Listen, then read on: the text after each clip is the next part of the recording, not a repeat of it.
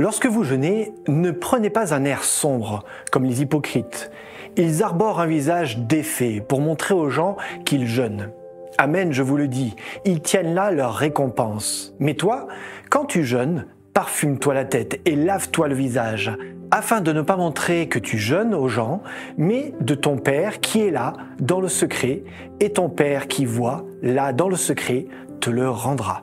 Matthieu 6, 16 à 18. Jusqu'où remontent vos vieux souvenirs ? En général, notre cerveau garde en mémoire ces informations pour deux raisons. Tout d'abord, les bons moments, comme une odeur agréable, une sensation de chaleur en été, un repas typique que faisait une personne que vous aimiez bien, ou encore un lieu particulier où vous jouiez avec vos amis.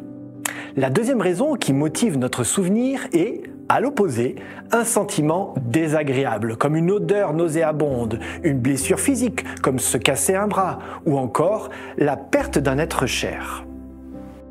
Enfant, j'étais scolarisé dans une école catholique. Lors de la période de carême, le menu était volontairement frugal.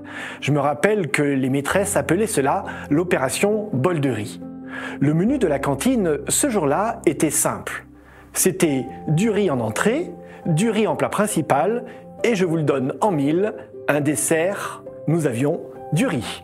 Mais attention, pas n'importe quel riz, du riz tout seul. Voilà un de mes vieux souvenirs. Est-ce un bon ou un mauvais souvenir ? Eh bien, je vais vous surprendre, mais pour moi, c'est un très bon souvenir. En effet, ce midi-là, nous étions tous ensemble assis par terre dans la grande salle de jeu. Nous mangions, enfin, comme je l'imaginais, et pardonnez la caricature, comme les Chinois, assis en tailleur et servis dans un bol. Seul luxe auquel nous avions droit, une fourchette. Je me disais, qu'est-ce que leur vie doit être rigolote à ces habitants de l'autre bout du monde. Si vous parlez du jeûne à un adolescent, il ne va voir que des contraintes et non un moment particulier de joie. Le texte que nous venons de lire évoque même le caractère grave et triste de ceux qui jeûnent. La remarque de Jésus est surprenante. Il semble même le dire à ceux qui jouent le rôle du jeûnard, eh bien, jouez le rôle de « tout va bien ». Apprenez à vivre différemment, apportez un regard nouveau sur ce que vous vivez. Elle est là l'invitation du Seigneur, à ceux qui se nourrissent de montrer aux autres que la vie est complainte et douleur.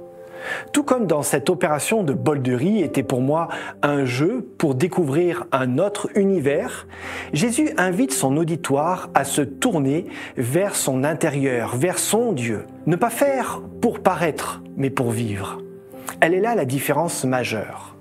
Notre foi n'est pas celle du faire, mais celle de comprendre pourquoi cela est bon et bénéfique pour nous et de nous centrer sur d'autres choses que mes préoccupations du quotidien. Et si pendant ces 10 jours de prière, vous appreniez le retour à des choses simples et authentiques? Je vous mets au défi de manger par exemple du riz, mais pas de viande, pas de sauce ou tout un tas de choses, juste du riz, pour redécouvrir la simplicité d'un aliment. Et si l'argent que vous deviez dépenser au restaurant demain midi, vous le mettiez à disposition d'un plus pauvre et que vous prépariez votre gamelle de riz ce soir? Le jeûne n'est pas qu'une absence de nourriture, il est aussi redécouverte de simplicité. Ma prière pour nous est que Dieu nous aide à vivre les choses de manière simple, authentique. Que nous puissions nous réjouir de ce que nous avons et non nous plaindre de ce que nous aimerions posséder. Que Dieu nous aide à vivre simplement, tout comme lui, à partager simplement.